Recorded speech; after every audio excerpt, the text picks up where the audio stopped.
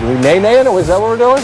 I'm old. You got to help me out with whatever the new things are. All right, 4th and 5. Tricky Bills.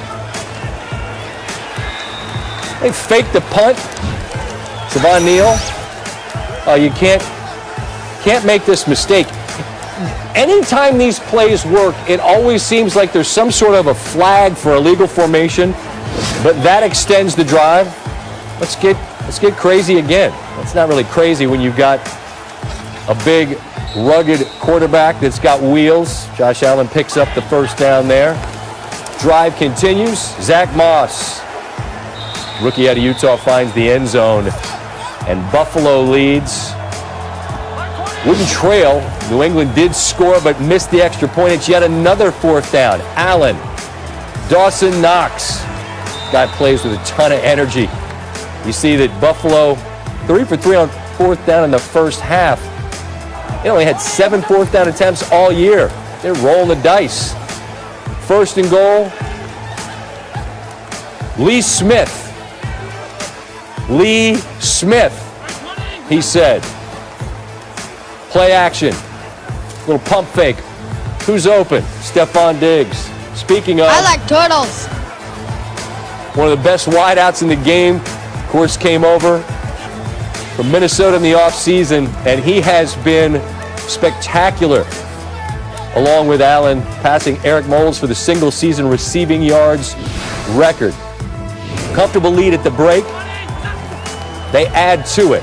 First play of the 3rd quarter. Knox, again, the nimble, soft toes. Does he tap? Bill would challenge. Oh, he's in. I don't think he caught it. I can't curse in Bill's voice. Later in the drive, Allen, Diggs, again. Another look as Allen ties Jim Kelly. Most touchdowns in a single season. So you're talking about a bunch of history.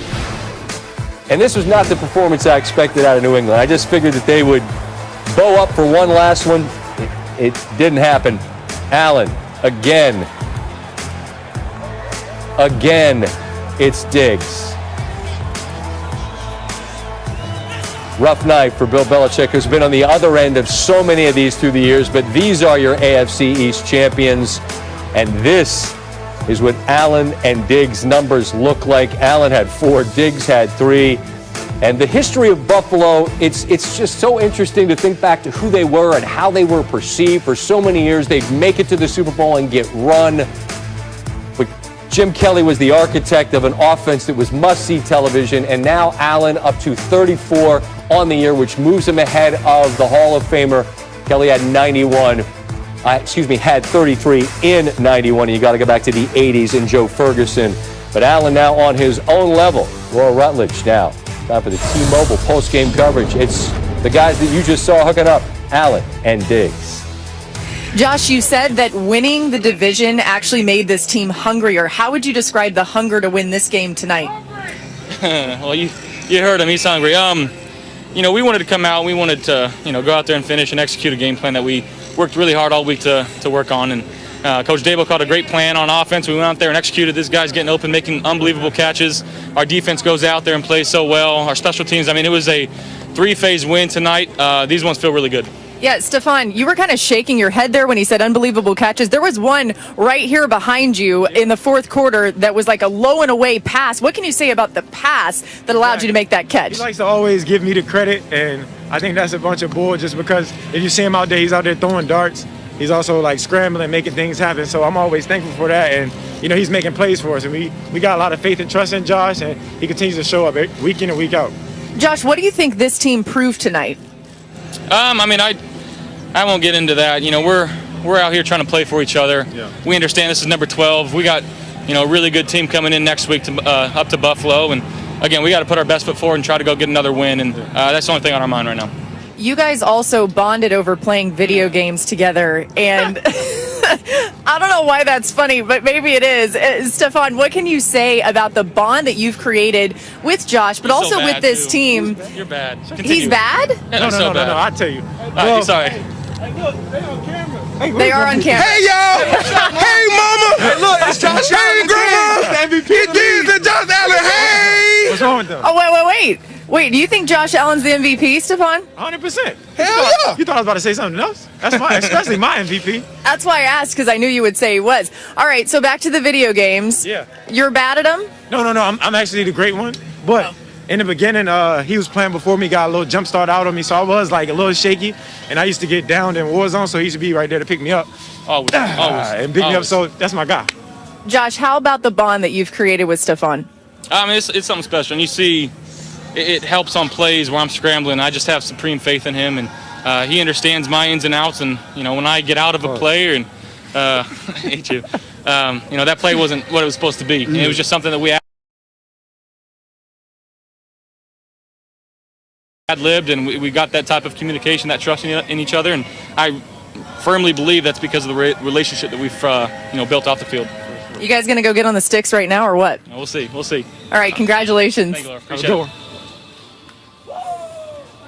After a dominating performance, a little bit of fun and hijinks with the squad afterwards, understandable. Our squad, Louis Riddick and Brian Greasy, join us one last time. And gentlemen, the New England Patriots have lived in this space for decades. It's new to Buffalo.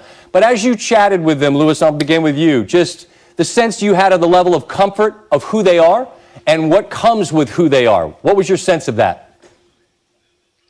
You're talking about the Buffalo Bills? Yes. Well, I'll tell you what. I think they understand that right now they're on the cusp. They don't want to get, too caught up in all of the accolades that we're throwing on them and all the praise that we're throwing on them. Sean McDermott is someone who really does believe it's all about process. Nick Saban coined that phrase a long time ago, and then let the results speak for themselves. Going all the way back to Bill Walsh talking about that. That's how they kind of approach things here. But there's definitely, Scotty, a realization that all the work that they have put in is now starting to kind of blossom and come to fruition. And they are aware that they're a pretty darn good football team. But they know that their work is not done, and that's what makes them all the more dangerous because they're still very hungry. I think what you get excited about if you're a Bills fan is they have gotten better as the season has gone on. You look at the defensive side and Leslie Frazier, this team had some holes at the beginning of the year, and they have gotten better with each week that they've played. And if you marry that with the way that they're playing on offense, and we said it towards the end of this game, I would put this offense up against Kansas City in the playoffs. And that's going to be something, if it ends up happening, that this team can hang with the Chiefs. And it'll be which defense can get more stops is going to win that game.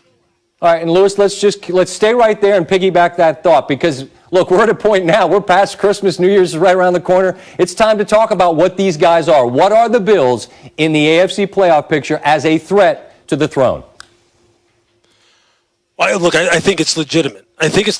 And the one thing that they have to answer still is this. Remember, the last time they played the Kansas City Chiefs, when they played them earlier in the season, the Chiefs ran the ball down their throat. I mean, absolutely just bullied them and pushed them around.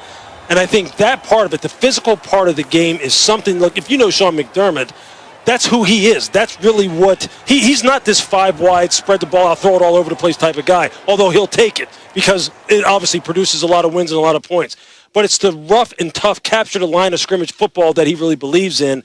And I think if they can do that, if they have that question kind of figured out, then they can deal with anybody in the AFC. They can deal with anybody in the NFL. Let's just put it that way. When you look at that game that they played earlier in the year, Leslie Frazier, the defensive coordinator, he didn't blitz Patrick Mahomes at all. He rushed 4, he played cover